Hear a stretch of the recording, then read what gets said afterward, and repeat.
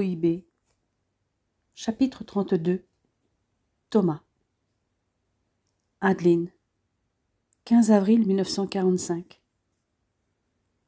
Depuis plusieurs jours, j'ai des contractions qui cèdent rapidement. Mais ce matin, les choses ont changé. Dès que je me suis levée, j'ai senti une première contraction plus intense que celle des jours précédents, mais tout aussi brève.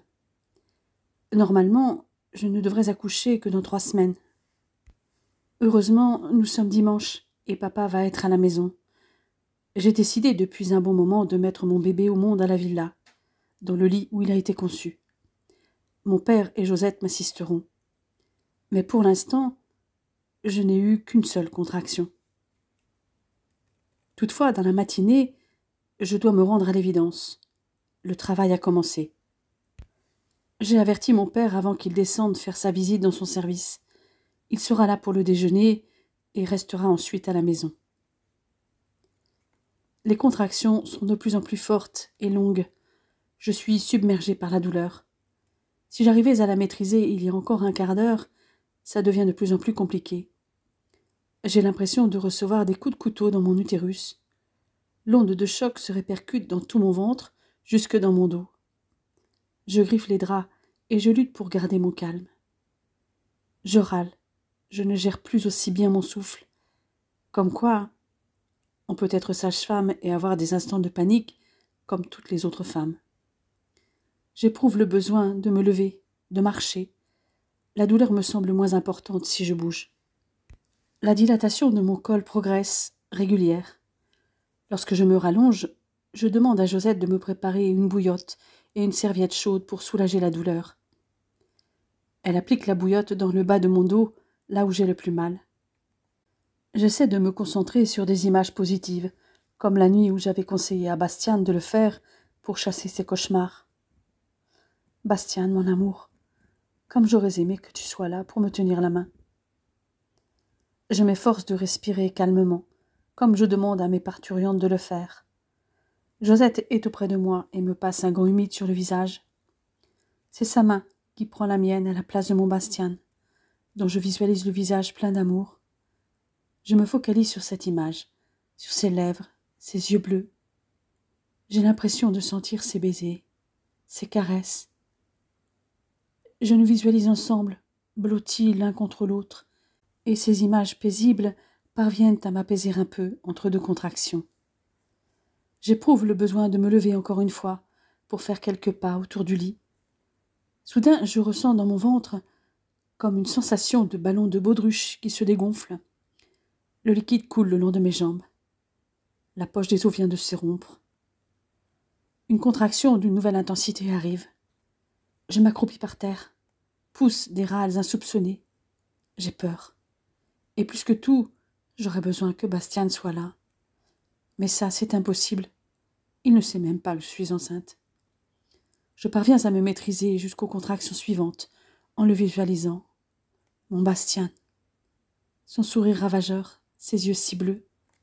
Je me remémore en boucle nos moments les plus agréables, nos baisers échangés, nos nuits d'amour. Ses lèvres, ses bras me manquent. J'aimerais tant qu'il soit là pour me soutenir, même si la plupart des pères n'assistent pas aux accouchements. Je suis sûre que lui aurait voulu être près de moi. Songer à mon bel officier me fait monter les larmes aux yeux.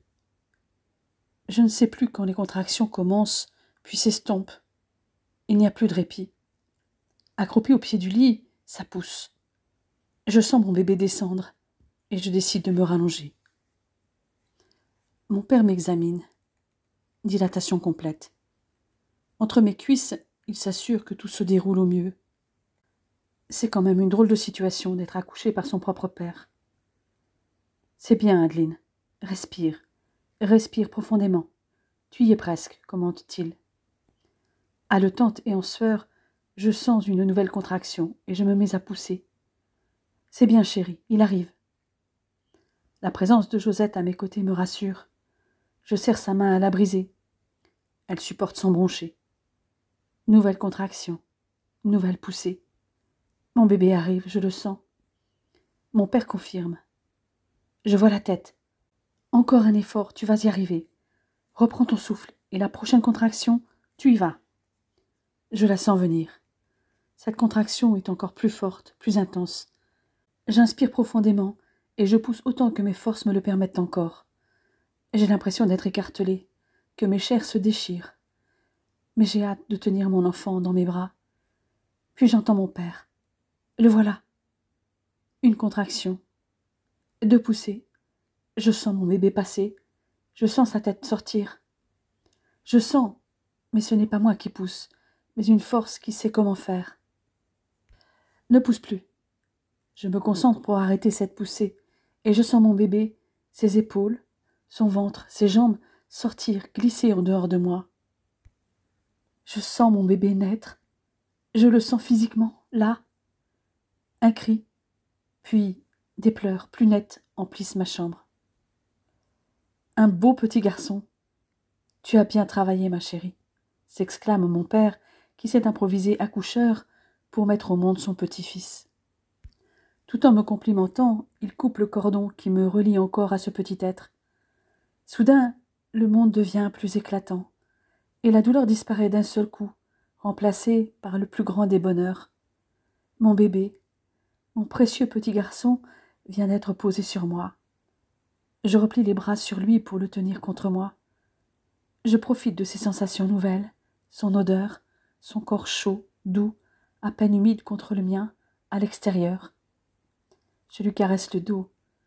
Je glisse un doigt dans une de ses petites mains qui s'y agrippe aussitôt. Je sens qu'il cherche mon sein.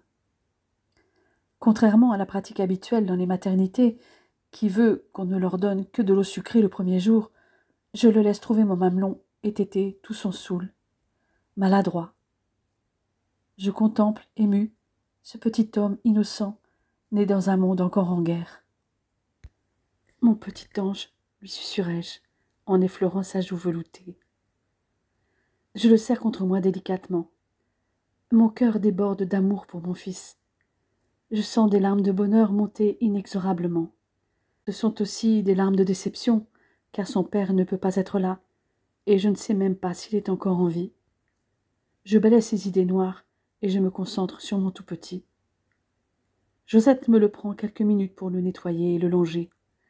Mon père s'affaire à l'expulsion du placenta, en appuyant fortement sur mon ventre. Heureusement, tout se passe très vite. Et Josette me ramène mon bébé dûment emmailloté. Je lui souris en me disant que dès que je vais mettre le pied par terre, je lui enlèverai ce linge serré qui entrave ses mouvements, soi-disant pour qu'il ait des jambes bien droites. Il repose maintenant dans mes bras, paisible.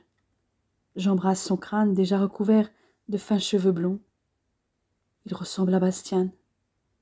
Quel dommage qu'il ne puisse le voir, le tenir dans ses bras. Mon fils est désormais ma priorité.